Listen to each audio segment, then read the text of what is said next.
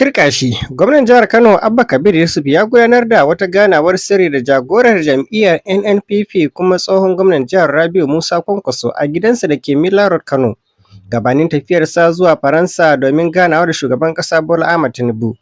Rahotanni da Daily Nigerian ta samu sun nuna cewa ganawar ta gudana ne a daren ranar Talata 6 ga watan Janairun shekarar 2026. Majiyoyi sun bayyana cewa gwamnan ya isa gidan Kwankwaso da tsakar dare cikin wata mota mai duhu.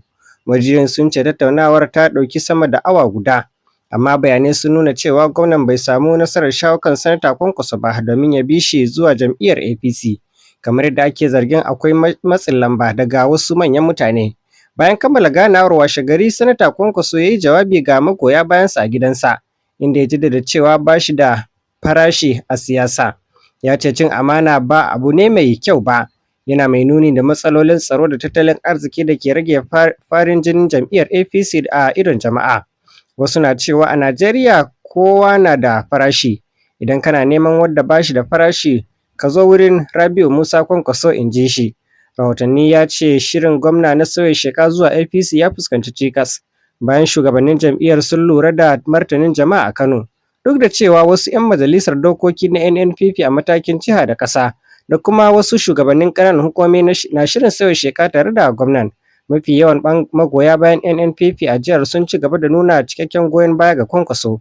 Wata majiya ta bayyana cewa shugabannin APC na sa ido sosai kan halin da ake ciki a Kano, inda magoya bayan Kwankwasiya ke nuna ƙarar cewa suna tare da Kwankwaso.